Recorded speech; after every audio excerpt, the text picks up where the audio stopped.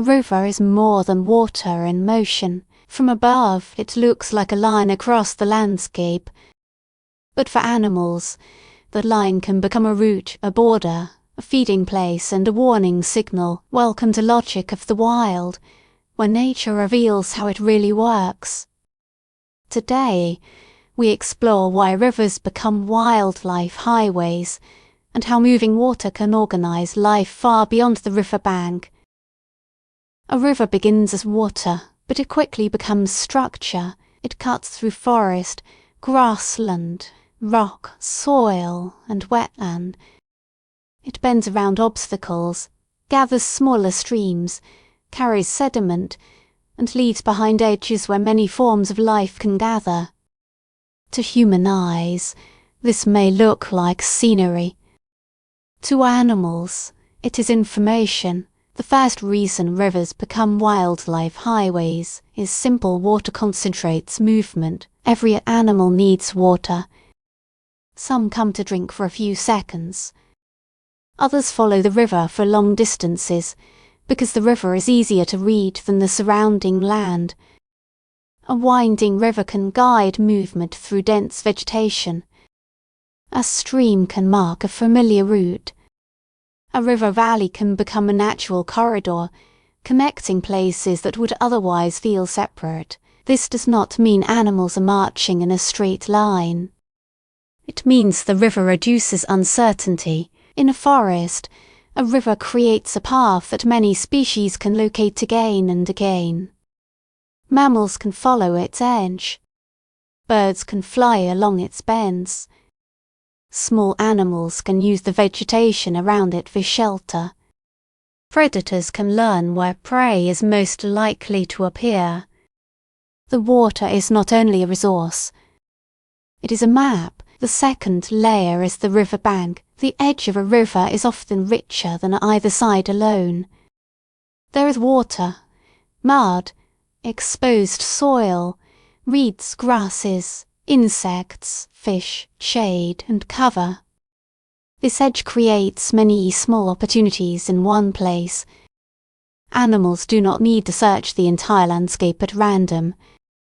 They can move along the boundary where food, shelter, and water overlap. The river also changes the plants around it. Roots hold the bank, fallen branches slow the flow, and reeds create pockets of cover. These small structures matter because they give animals places to pause. A narrow strip of vegetation beside water can become a travel lane, a hiding place, and a feeding edge at the same time. This is why rivers often support movement even where no animal is in the water. The useful path may be beside the current, above it, or hidden in the plants that grow because the river is there. That is why river edges often feel alive. A deer drinking at the water is not only using the river, it is entering a zone of risk and reward. The animal gains water, but it also becomes more visible. It must read the bank, the sound, the current, the cover, and the open space around it.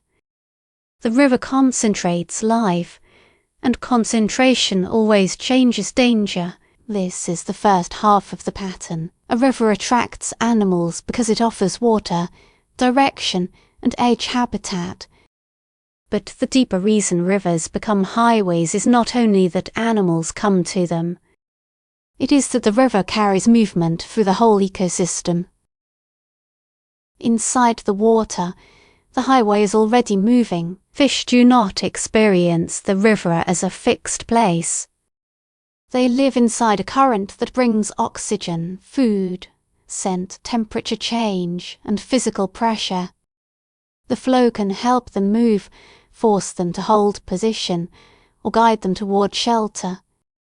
Even when a fish appears still, it is reading the water around it. For birds, the river can become a hunting line. A heron standing in shallow water is not waiting in an empty place.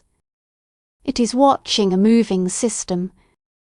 Small fish, insects, frogs, and other animals are shaped by the current and by the edges of the bank. The bird does not need to search everywhere. It waits where the river gathers opportunity. Above the water, other birds use rivers in a different way. A river is open compared with dense forest. It reflects light, cuts a visible path, and often links feeding areas, nesting areas, and resting places. Birds flying over a river are not simply passing through air. They may be using a corridor that is easier to follow than the land around it. The same logic appears when animals cross. A stream crossing is a small event, but it reveals the river's power. The water may be shallow, yet it still creates a decision. Where is the safest crossing point? Where is the current weaker? Where is the bank lower? Where is the cover close enough to escape into? Movement becomes choice, and the river shapes that choice. This is why a river can organize many lives at once. It brings water to animals on land. It carries food to animals in the current. It creates edges for hunters and cover for prey. It opens corridors for birds. It makes crossing points, resting points, feeding points, and risk points. The river is not one habitat. It is a chain of connected habitats. Wetlands show this most clearly, where water spreads into channels, reeds, mudflats, and shallow pools. The straight line of a river becomes a network. Birds gather. Fish move through narrow water paths. Insects appear near the surface. Mammals use the edges. The wetland is not separate from the river. It is one of the ways the river widens its influence. A river highway is therefore not like a road built for one species. It is a living route used in many different ways. Some animals follow it. Some cross it. Some hide beside it. Some hunt along it. Some live inside it. Some wait for the moment when the current, the light, and the movement of prey create an advantage. From a distance, a river may look calm. Up close, it is full of decisions. It tells animals where to move, where to drink, where to hunt, where to rest, and where danger is likely to gather. It is water, but it is also memory, direction, pressure, and connection. That is the hidden logic of rivers. They do not only pass through the wild, they help organize it. Subscribe to Logic of the Wild for more calm, visual documentaries about how nature really works.